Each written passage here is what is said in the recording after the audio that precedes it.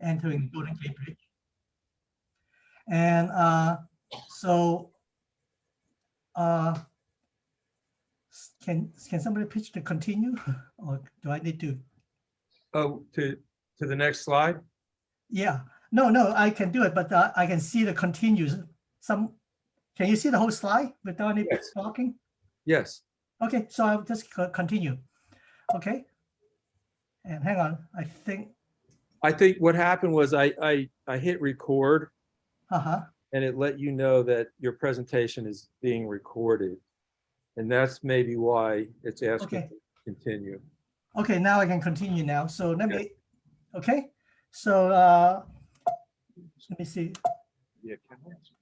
And here's the outline of my talk. First, I want to give a kind of brief history of American Marines' early days in Hong Kong. And then I'll talk a little about the boats they developed in the Singapore years after they consolidated operations in Singapore. And I want to go over some American Marine actually kind of like somehow not just started the Grand Banks, it really started a whole lot of boat company. And I kind of want to touch base on that and show you the heritage of like how a lot of companies can trace the roots back to the Grand Banks. And finally, I'll just try to answer some of the questions you may have. And so here we are. And American Marine was started by a guy named Robert Newton, Americans, in 1956. And here's a picture of Robert Newton, the old man, they call him. And in front of a sailboat they built before they built Grand Banks. And the guy on his right and the left, the young man there was my father, Joe Kong. He pretty much was the employee #1 of American Marine at that time. I'll talk about how we end up with the Newtons and start building boats in a second. And Robert Newton has 2 sons. The oldest son is John Newton, and he's the guy on the right in this picture. And the guy on the left here is a guy by the name of,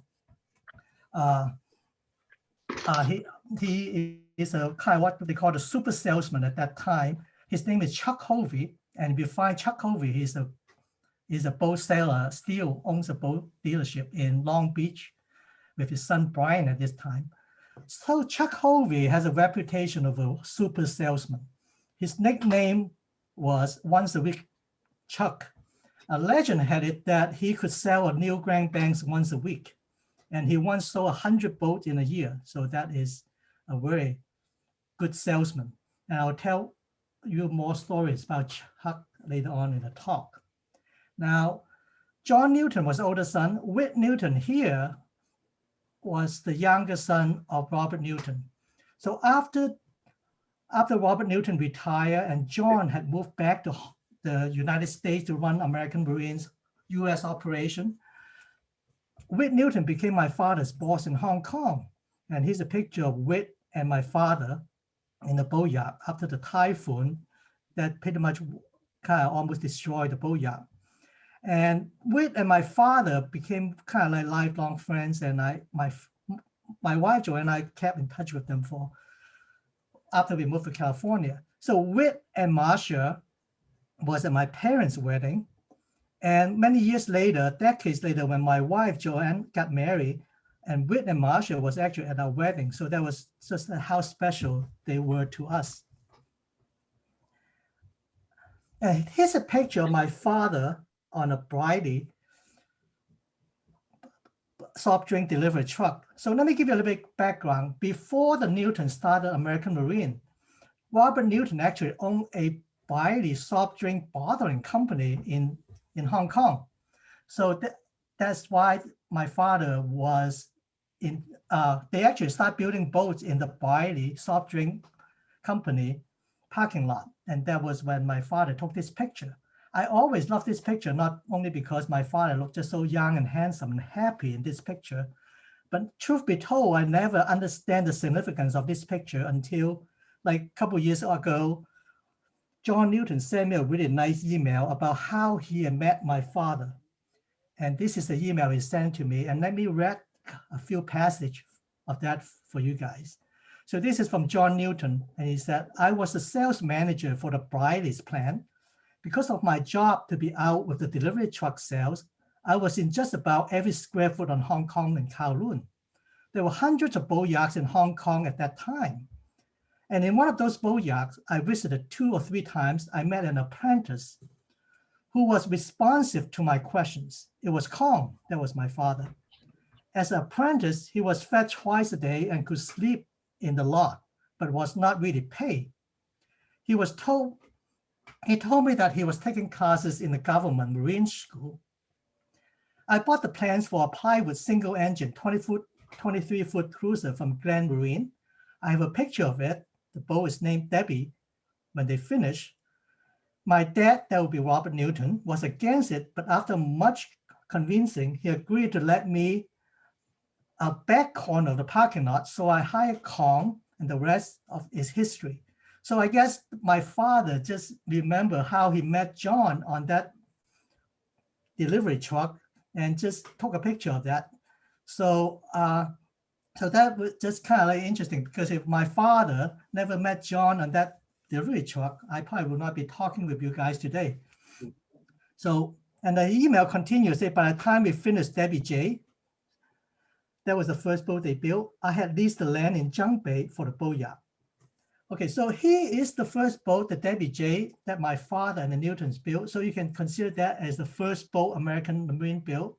Nothing looked like the Grand Banks we have today, or the Grand Banks you guys have too. So, but that was where we all began. That's how my father got involved with the Newtons to build the first boat at the parking lot of a soft drink company, bottling company. And this is the first boat yacht they had at Junk Bay. And when they say they leased the land and started building boats, you can see that really not much of a boat yacht other than just 2 really shack and a little office building on the left here. And that's how everything began. Now, later, so in 1962, they also hired a new engineer called, on the right here, that will be Tony Fleming. And some of you may have heard of him. And actually, he has a lot of video on YouTube. You can see they're really good video. I highly recommend it on his cruising in his Fleming 65. So on the right here, on the left here is my father, Joe Kong, and the middle is Whit Newton. And I love this picture because they are all in the early 20s. They have no idea what great adventures await them in their lives. So remember when I said that when they first set up that boat yacht in Junk Bay, there were really no roads into the boat yacht. So what you really need to do is really drove to the fishing village there called Hang Hao, and got on this little champagne, and they will, this woman or this girl will row you across the bay to get to the boat yacht, and the back here, that is the boat yacht. And because of this lack of transportation, they actually have a dormitory here for the workers, so they don't have to commute to work every day. And the house below this dormitory was the house that my parents lived when my sister, Wendy, and I were born. So that is really, really my childhood home, not that I remember anything of it. So my mom used to tell the story that every morning, my father will have breakfast in the living room here, look down on the bay, and when we saw Whit Newton on that champagne rolling across the bay, he would just leisurely walk down the little path down to his office and try to just beat Whit to the office every morning because he wanted to be in the office before the boss got in. And that's the kind of story that my mom used to tell me. And the first boat, the first production boat, they built a lot of sailboats, custom sailboats, and then they tried to get into production boats. The first production boat they built was this boat called Shantyman. And they will still have few of them in the Pacific Northwest. A few years ago when we were at the Grand Banks Rendezvous, we saw some of them. And the owners just still love them. And the problem with this boat is that in terms of production, you can see that it has a really round hull. And the problem with trying to build a round hull boat in wood is that you have to bend the wood in steam. And then basically you treat the wood in steam and then bend them before it gets cold, and then try to put everything together. So it's really not very good in terms of productions. And so later on, they discovered this Grand Banks. you can see from this picture here, the Grand Banks hull is pretty straight. So this is straight line, straight line. So they really don't need to bend the wood to build the frame. So they can build all these ribs at the loft up here, and then put the ribs on a steel frame, and then put the keels on top of it, and then start planking the boat. So the record they set was they can plank a wooden 36 in 1 day. And Whit Newton claimed that they can build a wooden Grand Bank 42 in 28 working days. So that was pretty impressive at the peak of the productions. So the first Grand Bank 36 was introduced in 1964. And Tony Fleming actually remembered clearly that he told me the first Grand Bank 36 was shipped to the US on June 15, 1964. So I actually have this day put on my calendar because every year, that day I kind of celebrate. That would be kind of like the birth of the Grand Banks tradition, June 15, 1964. And over the years, most people consider the Grand Bank 36 as the perfect boat for a couple. The reason is that because it's just big enough to be very comfortable for a couple, and yet it's small enough for a couple to handle easily. And I tend to agree, but my opinion is a bit biased because as I told you, Joe and I own a 1989 Grand Bank 36 at the background here. And the name of the boat is SF Joe. So SF has nothing to do with San Francisco, even though we do live close to San Francisco. And SF were actually my mother's initials. Joe is short for Joseph, my father's first name. So when people ask me when I try to buy a boat, people say you have to give a name. And then that's how at a moment of genius, I came up with that name, just to remember my parents. And shortly after they introduced the Grand Bank 36 in 1965, they introduced the Grand Bank 32. They call it the economy model.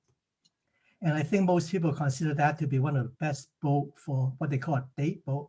On a day cruise, there's nothing beats it. It's also, they have this really long cockpit here where they can put a cover here, and then just great for party at the back here. And interestingly, a few years ago, Grand Bank 36 hull number 1, and it's in California, and it was on sale. It's for sale. So Joanne and I actually went up to the Delta to kind of take a look at it. And that's me with Whit Newton, and this is Marsha and Whit Newton. So we were all we had a fun day just looking at this original Grand Bank 32. And then in 1966, they introduced the Grand Banks 42. They call it the luxury model. The Grand Bank 42, most of you know, is probably the most popular boat, one of the most popular, if not the most popular production boat ever built. I think more than 1,500 of them was ever built. And I think you can see them just basically all the time in most marinas, at least in the West Coast here. In 1967, in order to kind of like broaden the product line, they hired an outside architect, naval architect by the name of Arthur Lefevre. I think a lot of you have heard his name, to design what they call a race pilot houseboat, and that became the Alaskan 46. So that really is the first race pilot houseboat ever built in the industry. But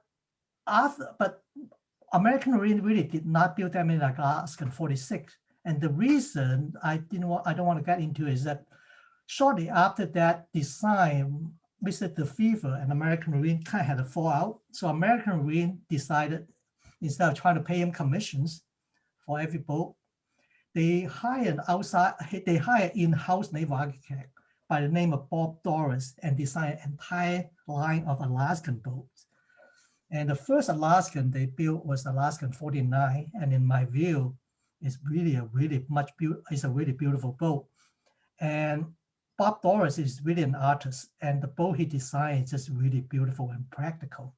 And you can see this beautiful bow. It's just, and the boat just has beautiful lines. And I think even Tony Fleming acknowledged that when he designed the Flemings, he really used the Alaskan as his baseline.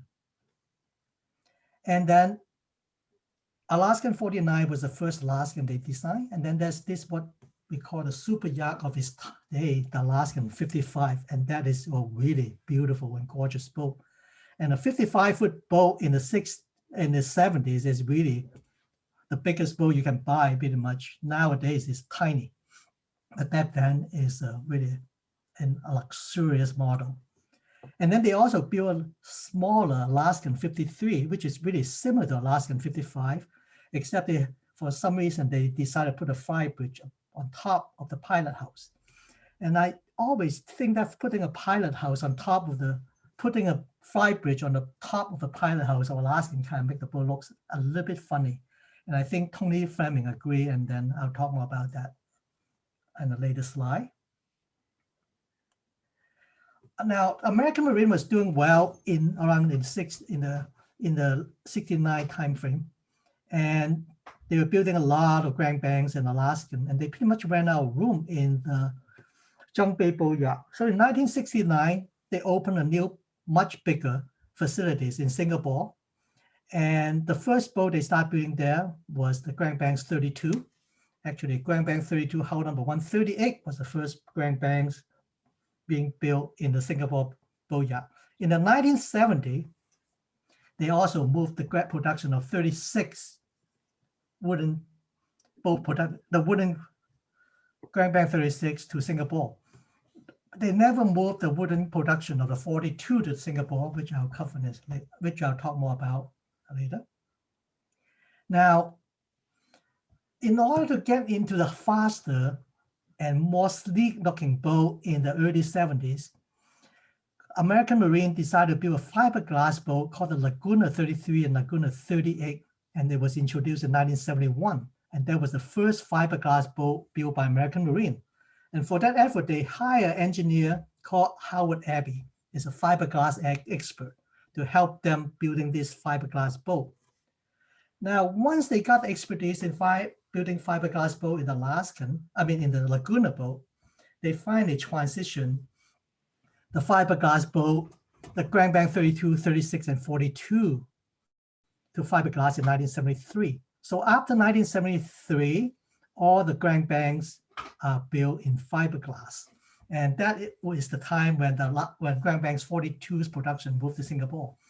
So all the fiberglass Grand Banks were built in Singapore, and the wooden Grand Banks 32, 36, and 42, some of them are built, 32 and 36, some of them were built in Hong Kong, some of them later on were built in Singapore, and all wooden Grand Banks 42 was built in Hong Kong. Okay. Now, one of the instructions that Whit Newton gave to Howard Abbey when they built the fiberglass boat is don't change the look of this boat. As you can see here, this is a wooden Grand Banks 36, and this is a fiberglass Grand Banks 36. And when you look at it, you really cannot tell the difference, because at that time, Grand Banks was really popular, but they really don't know what makes Grand Banks so popular. So they said, why don't we make sure we don't change the look of it so people don't know about it. So people cannot tell the difference. So they don't mind having a fiberglass Grand Banks. And the story was when they introduced the Grand Banks, fiberglass Grand Banks, they flew the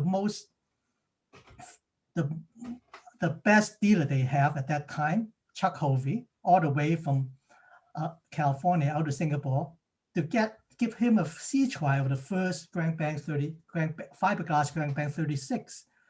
And they did that without first telling him it was a fiberglass boat. So after the sea trial, John Newton just said, hey, Chuck, what do you think about this?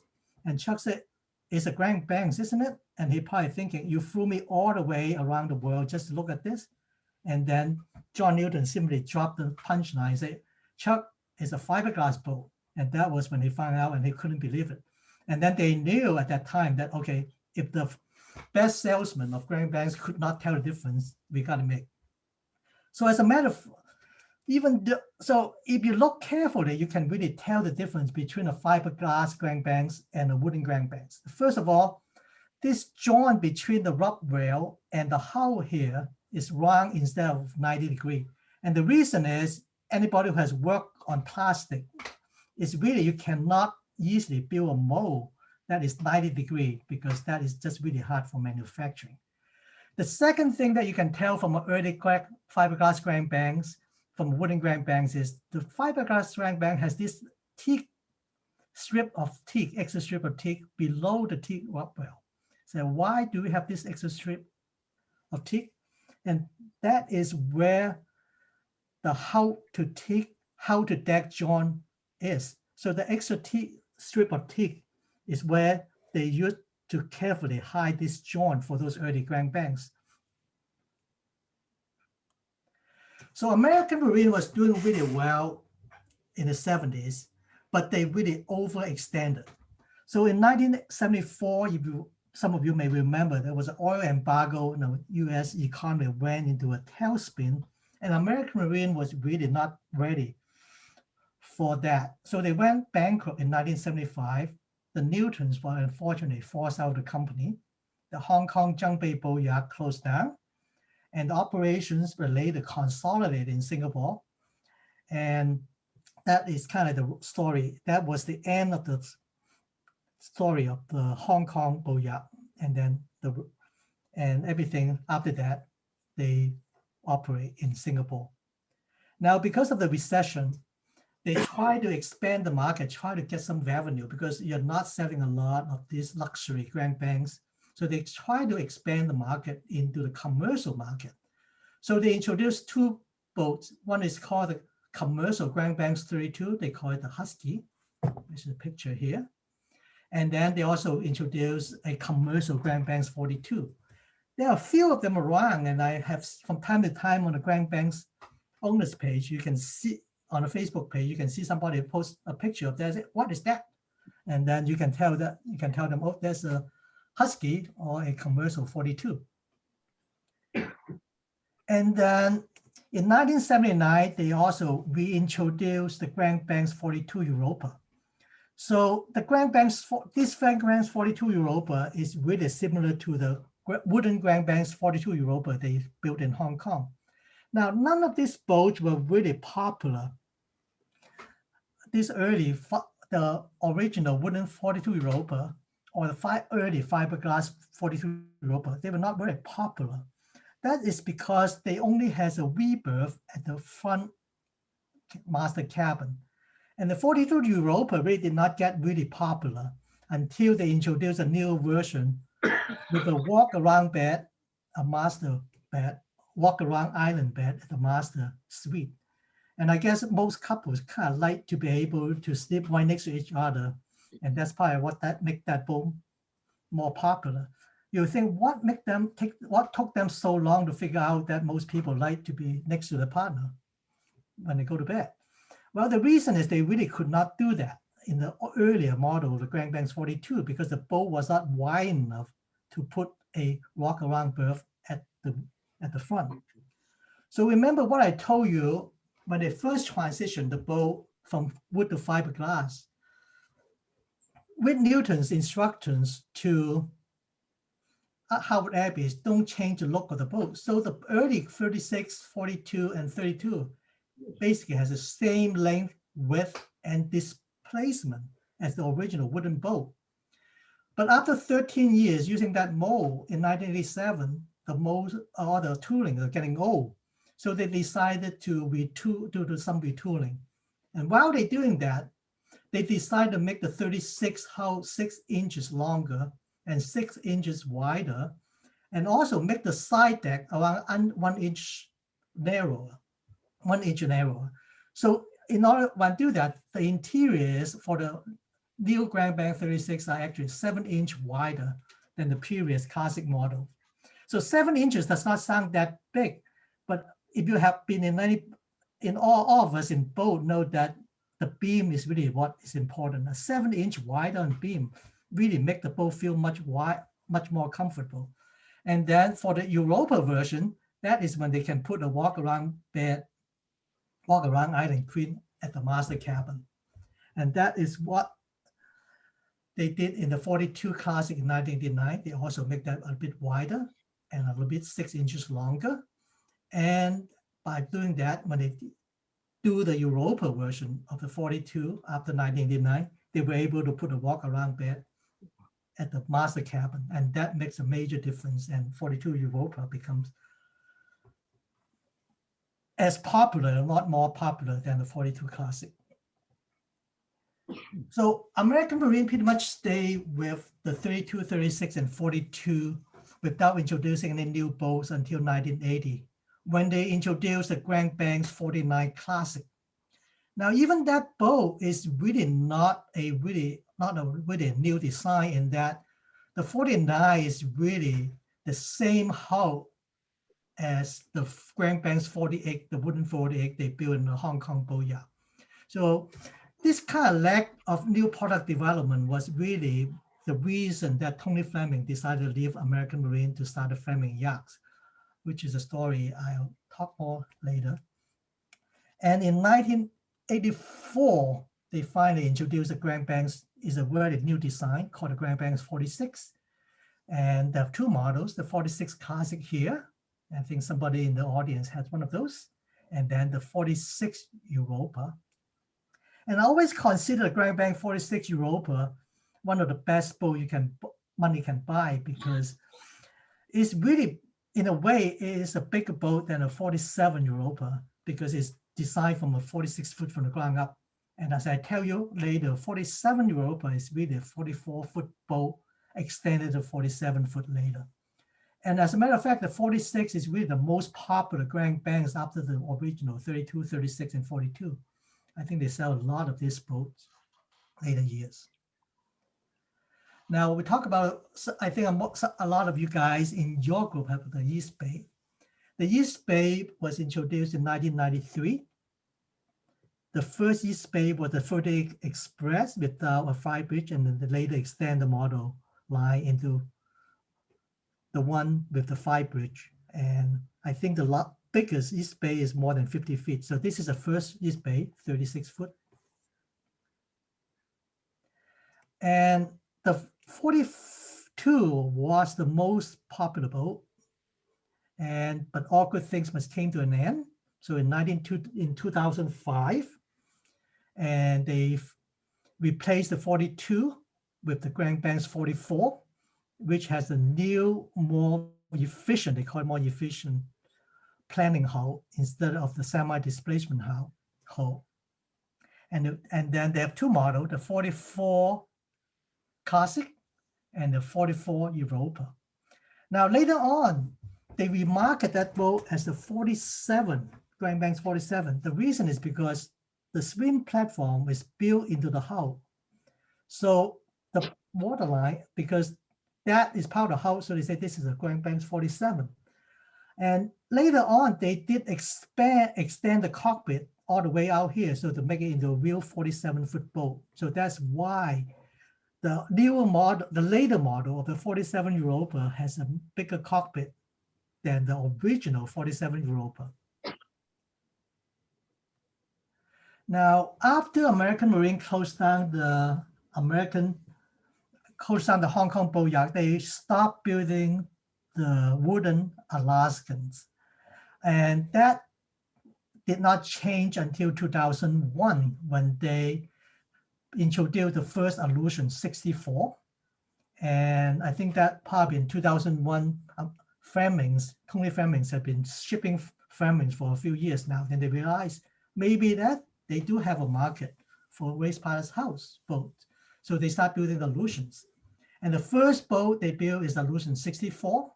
And then they also introduced Illusion 59. And later on, they introduced Illusion 72. Now, once again, the Illusion 72 is really the same boat as Illusion 64 for the most part, except they added this extra cockpit here, extended lower cockpit, to make the boat from 64 foot into a 72-foot boat. And the last Illusion they introduced was in 2010, the Illusion 53. And in my view, that is really one of the nicest Illusion they ever built. And I think that boat is just a beautiful boat. And also, I just love the floor plan of that boat because it has a really nice full beam master, and then also our utility room at the back here. And it's just a beautiful boat.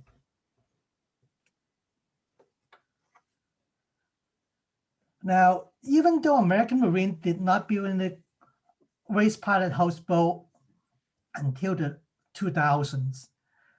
And after the fever, after he helped American Marine build the first race pilot houseboat, Alaska in 46, start his own project and start building his own race pilot houseboats in the late 60s. And so this is the Fever 49. And then later on, there's the new one, the Fever 55. And then, of course, Tony Fleming in 1985 started building his own race pilot houseboat. And then he started with the Fleming 50, later on extended to 53, and then later on extended to 55. And then the Fleming 65, which he is the boat he used to cruise the Pacific Northwest. And then the Fleming 58, and then finally the Fleming 78. And in my view, the Flemings are just the most beautiful race pilot houseboats you can buy these days on the market. And I said that not because Tony is a family friend, but also I just really think that they're beautiful boats. And two innovations that Tony did to the Alaskan design first is he moved the flybridge a little bit behind the pilot house, so the line of the boat looks prettier. Also, the second thing he did is he provided easy way to go from the pilot house to the flybridge. I think that's one of the most important things for a race pilot houseboat, to be able to do that. So we talk about the Fever and then Flemings, and then also there are many trawler manufacturer in Taiwan in the 70s that are really inspired by American Marine and the Grand Banks design. And that's actually another company that I want to just touch base on that was really can trace its root to American Marine. And that company did not build boats at all. And let me explain. So in the 60s, American Marine was building sailboat and motor sailors. So they started a joint venture with an Australian sailmaker called Raleigh Tasker to start making sails at one of the loft of the buildings. And Raleigh Tasker was not a hands-on man. So for the day-to-day operation, they hire a New Zealander, Kiwi, named Neil to help him run the day-to-day operation of that sail operations. And that's Neil guy, for those of you who have some sailing background, you may have heard of him. He's a world-class sailor. He was in the 1968 Olympics. And his name is Neil Pry. He later on started his own company and started making Neil Pry sails. And I think some of the sailboats still have those sails on it. And maybe more interestingly, in the 70s, Neil Pry, the company, also started making windsurfing products. I think if you go to the web and look for windsurfing product, you can see a lot of Neil Pry's windsurfing products.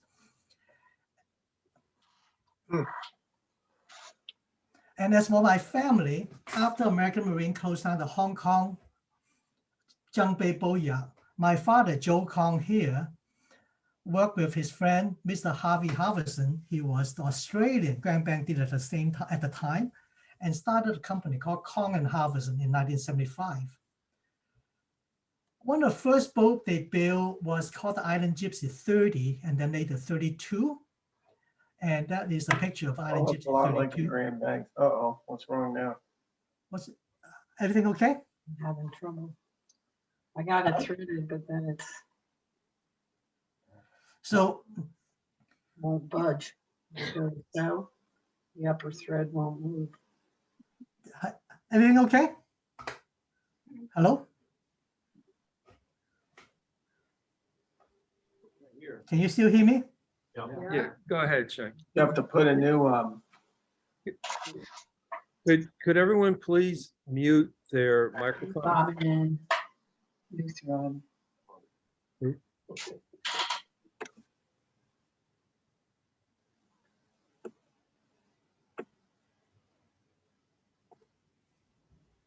I'll keep trying to mess around with that.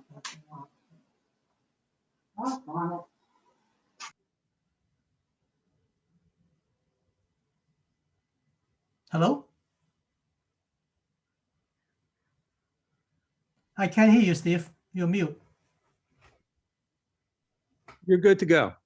Okay, so the first boat built by Kong and Halverson was Island Gypsy 30, and then later 32. And you can see the logo of Kong and Halverson is a Viking junk with Chinese sail. And my family is from China. And the Halverson family was originally from Norway. So that's kind of combination of two boat building culture, the Chinese junk and the Norwegian Viking ships. And the logo of Island Gypsy is actually two nautical flag. One is for the letter K and one is for the letter H, for K and H. So if anybody has a Island Gypsy, look for this logo.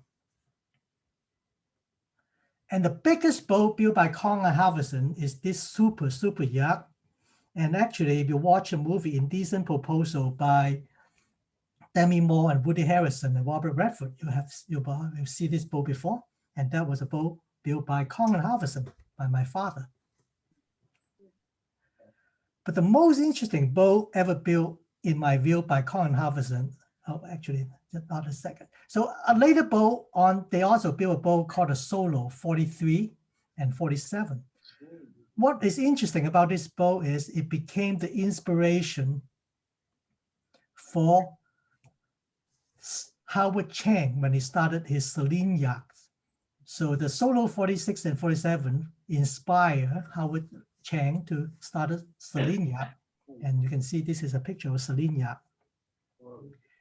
The most interesting boat, in my view, that ever built by my father and his business partner, Halverson, was this tall ship called Ji Feng.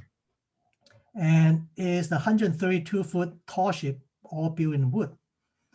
And as a matter of fact, Harvey Halverson's father, this older gentleman here, he was so impressed by this tall ship, he decided came all the way from Australia to Hong Kong so he could spend some time on it. Here's a picture of him with my father on Ji Feng. And according to Nancy, Harvey's wife, the reason Harvey's father wanted to do that is because when he was a young man in Norway, he spent a lot of time on those tall ships in Norway. So he just wanted to kind of recapture he tried to recapture that moment when he wanted just to spend some time in his later years on Ji Feng. So here's kind of like what I call a family tree of Grand Banks, and kind of summarize what I talk about, how some of the company actually got inspired by American Marine.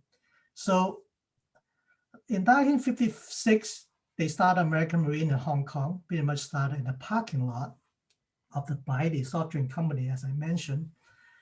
And it really took them 8 years, from 56 to 64, before they built the first Grand Banks 36. And between them, they built a lot of sailboats and a lot of custom boats for people. And the story that I talk about today, pretty much in 2005, when the Grand Banks 44 was replaced by, when the Grand Banks 42 was replaced by Grand Banks 44. Now, in between all these years, in 1967, they introduced the Alaskan 46, which really inspired Howard Arthur DeFever's line of race pilot houseboat. And also in the 1970s, the New Price Sails, the company that built sail started, and then it later become New Price windsurfing products. In 1975, when they shut down the Hong Kong boat yard, my father, Joe Kong, and Harvey Halverson started Kong and Halverson, and they start building the line of boat called Island Gypsies. One of the boats they built is called Solo, and for that, actually inspired Howard Chan's Celine yacht of lines. And of course, in 1985, Tony Fleming left American Marine and started building Fleming yachts. And so you can see all these companies that I mentioned, and not to mention all the copycats, both built in Taiwan, that look kind of like Grand Banks can all trace the roots back to this beachhead at Zhang Bay more than 60 years ago. And a few years ago, when Joanne and I visited Hong Kong, we did pay a visit to Zhang Bay. As you can see, all that is replaced by all these high rises because they put landfill in there and fill up the bay. And all those boatyards, what was the boatyard was gone, and you cannot even see it. But the hill where my family's house was still there. I guess looking at this picture, it just reminds me of life by Tennessee Williams, what he wrote in the play God's Menagerie. And time is really the longest distance between two places. And maybe, and that is kind of, and a more optimistic way to look at it is, well, even though the birthplace of Hong Kong is gone forever, and the legacy of Grand Banks really still lives in each of us, in our boat that we love and care of. And that's pretty much the end of my talk. I do have a 15-minute video about the boat, Jifeng.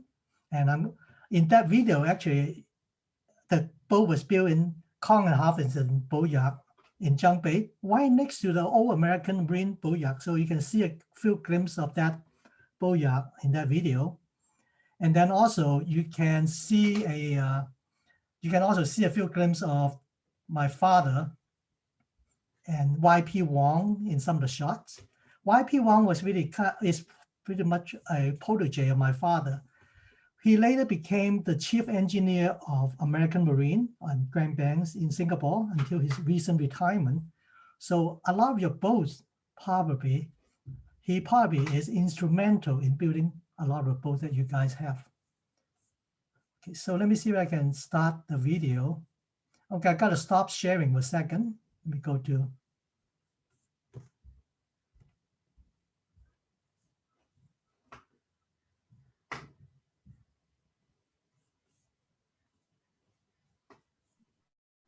Let me show you the video now.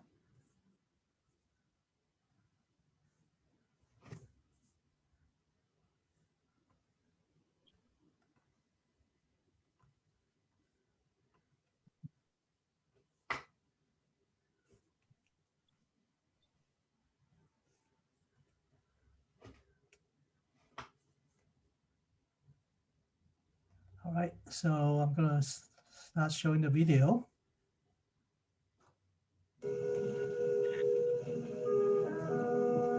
The famous races from the Far East to Europe and America, and the clipper ships with their bulging sails and decks laden with cargoes of tea, silk and spices may long be over.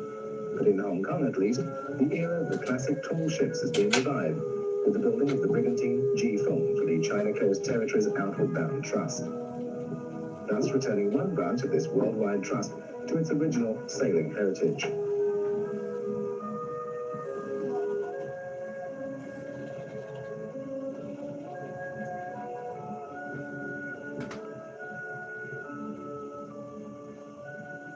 Cook prepared the plans for the 132-foot brigantine.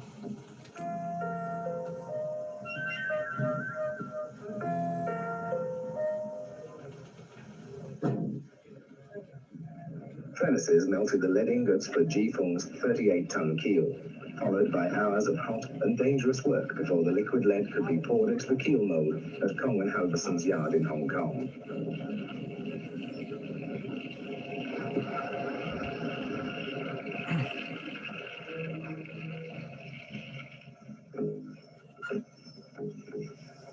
So this is the boat that I told you earlier, the biggest boat American Marine built. I mean, Kong and Halverson built that was in the movie, Indecent Proposal.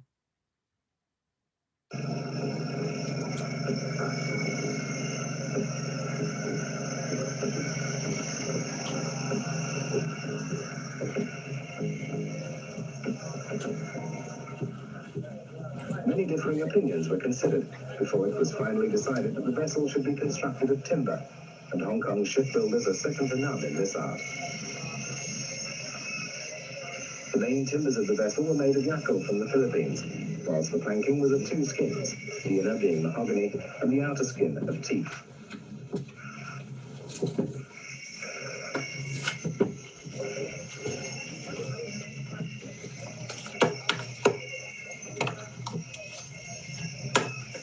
"150 workers were employed on the construction of the vessel."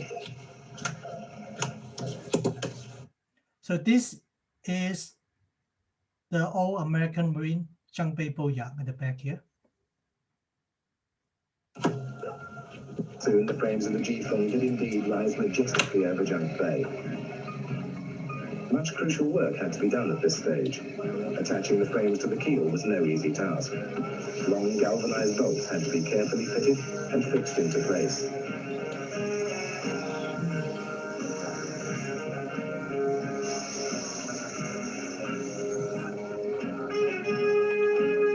Soon the interior lines of a truly classic ship became apparent, and it was time for the plaque laying ceremony. Executive Director, Jack Tucker. Now, when Outward Bound started 10 years ago, the programs were orientated to a land-based ideal, including rock climbing, mountain walking, and these provided the main challenge for the trainees on the courses. Now, 4 years ago, the Trust foresaw that the Cyclone Peninsula would eventually become developed. Roads would be driven through it, the beaches would get flooded, and it was only a matter of time before the peninsula would not entirely suit the purposes of Outward Bound. We needed a better testing area, and this is a reality we've had to face. And if we wish Outward Bound to survive in Hong Kong and go from strength to strength, then the sensible alternative is overstood. So this is my father. This was my father. It was younger days.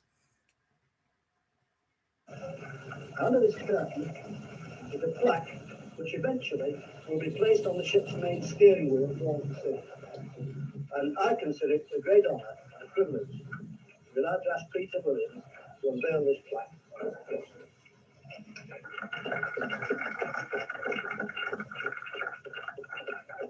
Ladies and gentlemen, I'm very pleased to be here today to represent the stewards of the sailing company.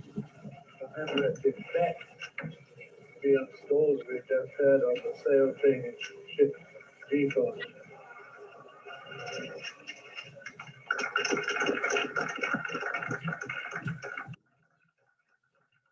G-Fung continued to take shape, with the work paid for entirely by the Royal Hong Kong Jockey Club. The total cost was $1 million US. Altogether, it took 18 months to build her. That meant enduring Hong Kong's typhoon season, when torrential rain and high winds can be a headache for any boat builder. But the Hong Kong craftsmen, many of whom grew up constructing traditional Chinese sailing junks as their forefathers had before them, carried on with the task through fair weather and foul.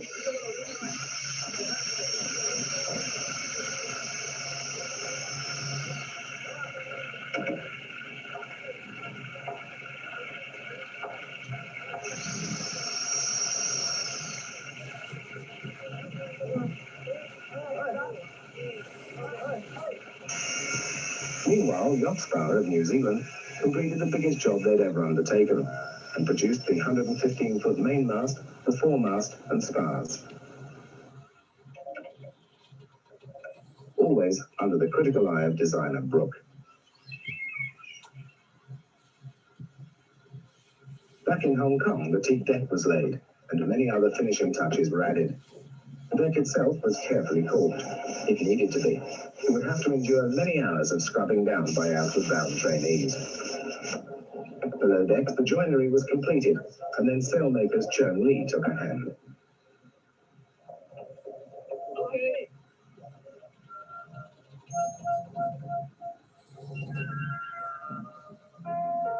In keeping with the desire to build as much of the ship as possible in Hong Kong, Cheung Lee were the obvious choice.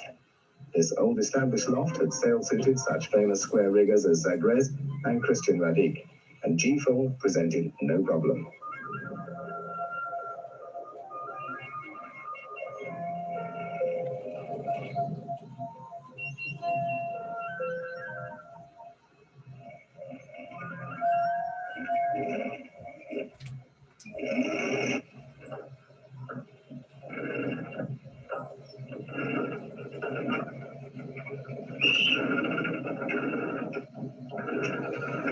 engine that was to be used by the G-Fong was raised by shear legs in the traditional manner. Workmen said they preferred shear legs to cranes because cranes sometimes fell over. The engine itself is an 8-cylinder Gardiner, a brand used by Hong Kong fishing junks for many years. It was manufactured in Britain and is able to propel the G-Fong through the water at 9 knots.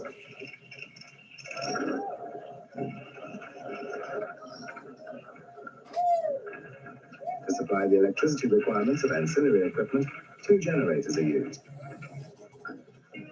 Next, the binnacle came aboard and was checked off. The mess deck received a trial run, and carpenters completed table fiddles and a host of other interior fittings.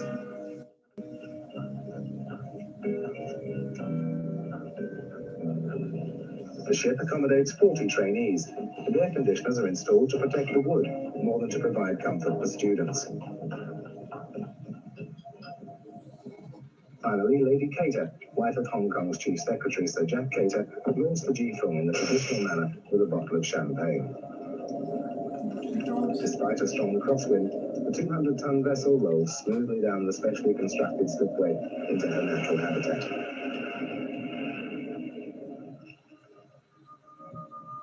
Still a trifle ungainly without her rigging and sails, she was nevertheless the toast of Hong Kong that day in October 1980.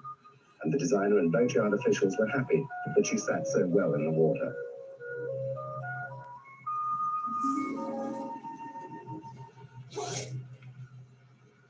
She was not to be there above decks for long. The masts had arrived by ship from New Zealand and were taken alongside the G-Fong by a lighter. Now began the intricate job, using the lighter's derricks, of actually stepping the mast.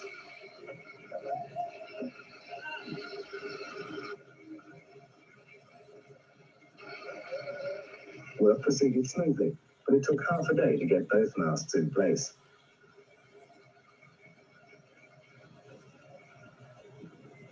Seafarers' customs demand that a gold coin be placed at the foot of the mainmast.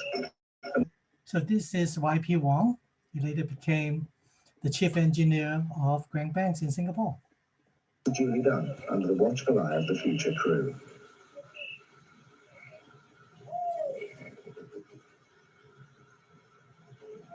Now her silhouette stood out properly in the evening sky, and already the first outward bound trainees were ready to go aboard to prepare the G-Fong for her maiden voyage to Manila.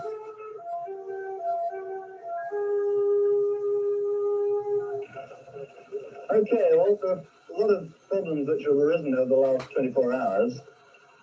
Just like to highlight them. Not to put anything solid down the head. The piping system is very restricted, and it'll just choke up the whole system, and it will be your job to clear it.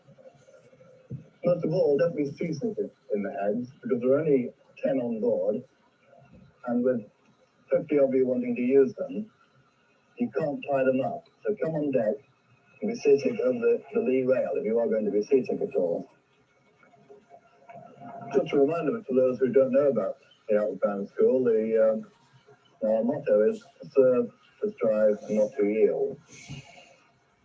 For the last 24 hours, you've just been serving, you've been putting the ship together, you've been storing ship, you've been cleaning it, you've just been generally working up for this intended voyage of over 1,200 miles. We're now about to strive to learn to sail. Amongst us, we have some quite experienced yachtsmen, and I'm sure that we'll make a very good crew. We've certainly got plenty of willingness. I'm absolutely delighted with the enthusiasm I've seen so far. When you hear the rapid ringing of the bell and the constant short blasts on the foghorn, come up on deck with your life jacket and stand by these stations. We may at times have an all hands on deck situation. This is not the same thing as a muster or a fire alarm. What this means is that in order to keep the ship under control, perhaps in an approaching squall, we need everybody up here to get sails down, to trim sails, do various other tasks, And when we say all hands on deck, it means everybody, including the cook. You just drop whatever you're doing and just come straight out. If we don't do that, we may run into problems. Well then, I hope you all have a very enjoyable voyage.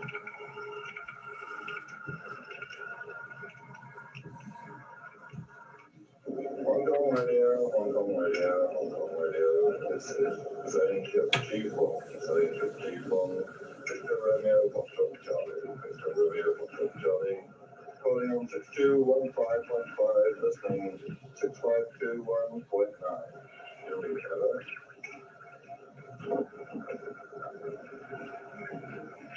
G4. This is Hong Kong Radio, receiving you loud and clear. Weather report, northeast, force 8, south of Francis Reef, moderate seas becoming rough. The return voyage to Hong Kong is always memorable, but the first was especially so. The G4 sailed up the famous harbour, and her crew manned the yards and ratlins in traditional formal salute to the Royal Naval Base at Tamar, which received her on her return. It was a spectacular sight as she came into dock, but not every vessel received the honour of a salute from the fireboat Alexander Grantham. And at the quayside to welcome her were Hong Kong's governor, Sir Murray MacLehose, and Tamar's captain-in-chief, Andrew Waugh.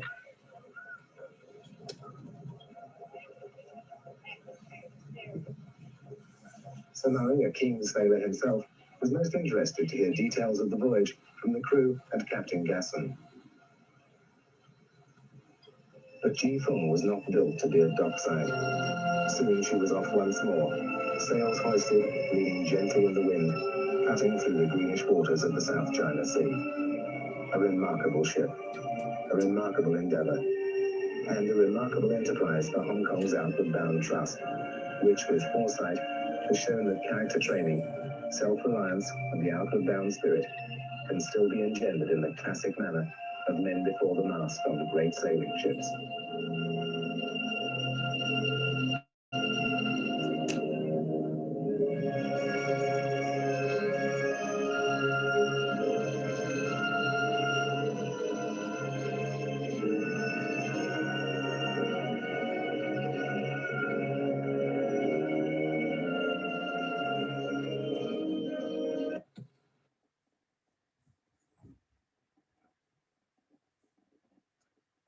So that's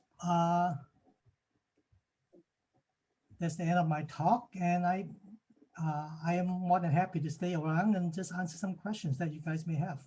Okay, thank you, Shing. That was excellent. We really appreciate it. What I'll do is I'll start in the room here and see if there are any questions, and then we can go to everyone else online. So does anyone here have any questions for Shing? Well, as a former Salino, and I was interested in the 43 and the 47 construction. Was that in Hong Kong, and did your father have a hand in the design of that boat? I'm sorry, I have a problem hearing you. Can you be, Steve, can you repeat the questions closer to the mic? Yes. Yes, as a former Salino, I was interested in the Solo 43 and 47 and was curious as to whether the boat was built in Hong Kong and if your father had a hand in the design of that boat. The Solo 43 and 47, I believe, was built in China. So what happened was Hong Kong was kind of small. So after a while, Kong and Hafen started a joint venture in China to build boats. The Solo was built in China. And by that time, sadly, my father probably had passed away. So that boat, from what I heard, was designed by Harvey Halverson. He was a naval architect by training, so he designed that boat. Was designed by Halverson? Yeah, Mr. Harvey Halverson. He was the business partner of my father. Okay, all right. The Halverson part of the K&H. And that was, it was built in Dongguan? I think it's in somewhere in China. I don't quite remember the name of the town. I think it was up the Pearl River. Yes, that's correct. It's up at, just north of Hong Kong. Yeah, north of Hong Kong, up the Pearl River. Yeah. Are there any You're gonna have to come up to the mic. When were the motor yachts introduced? The movie was introduced a few years ago when they had so Jifeng was built for the Hong Kong Outward Bound school. And I think about 2 years ago, they had a reunion of all the trainees that was ever on the boat, as well as all the people who had worked, like all the instructors and captains was on the boat. They published a book called Jifeng, and I actually have that book with me. And they had a reunion basically on the launching of that book. And they showed that video of that ceremony. And I captured that video. There was an hour, more than an hour and a half video of that ceremony. I captured that video on that ceremony. So it was probably a few years ago, maybe 2 years ago. And another question, when were the Grand Banks motor yacht line, when was that introduced? I'm sorry? The Grand Banks motor yachts, with the larger cabin, aft cabin, when did they start doing that? I think it's in the 80s. I think that was after they changed the mold up it's after they, remember I said the 36 and 42 moved to a bigger mold after we did the retooling in the late 80s. So I think after that they do introduce the motor yacht versions. I think the motor yacht version of the boat really did not catch on that much. So you don't see that many motor yacht compared to the classic and the Europa. Another question, how does the East Bay line work in, we have an East Bay 49SX, any comments? To be honest, I really don't know much about the East Bay because they were introduced in Singapore after, I was born in Hong Kong and grew up in Hong Kong, so I'm more familiar with the Grand Banks lines. And I also an owner of the Grand Banks, so I don't know much about the East Bay.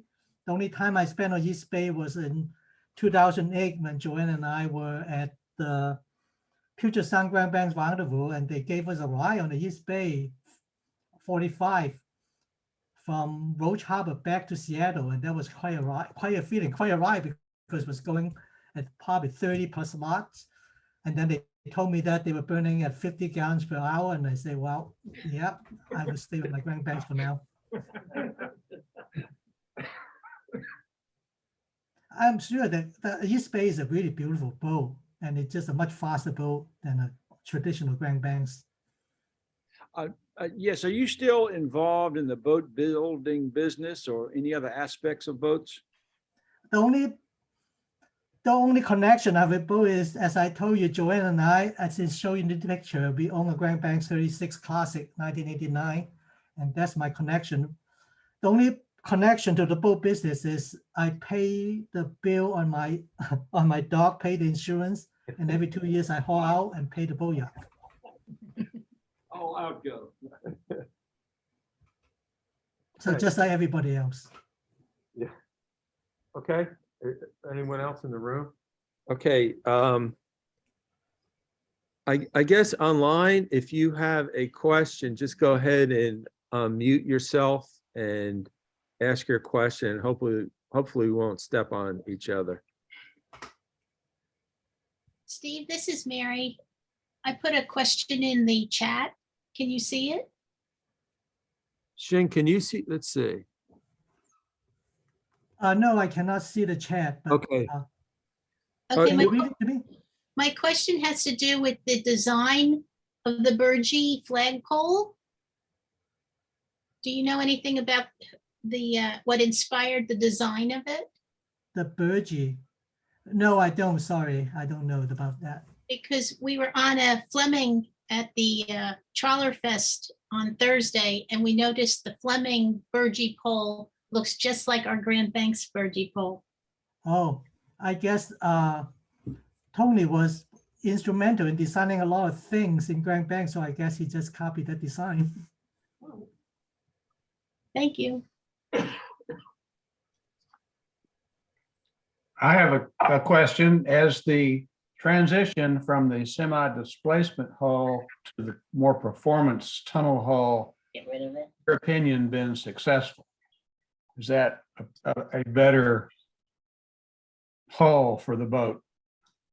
Well, it's better for what they want, right? I think people these days want faster boat, and the semi-displacement boat is really not designed to be planning and go at more than 10 knots, the house speed.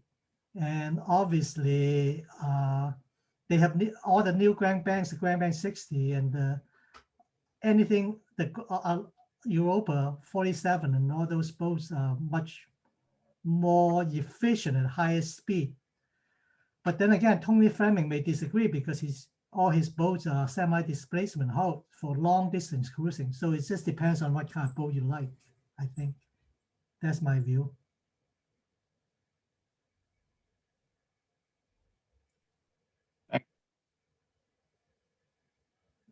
Are there any more questions online?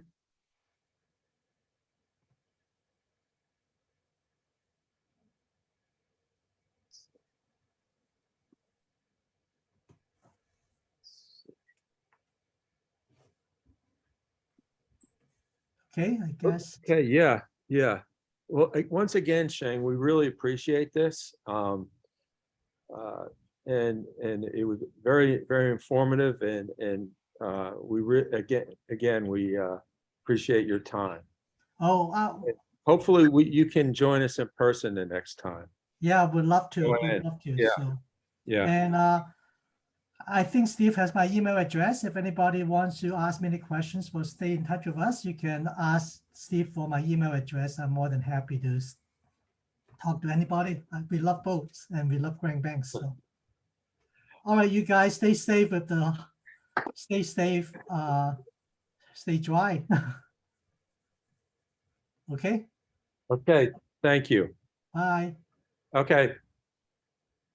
Great. That's good.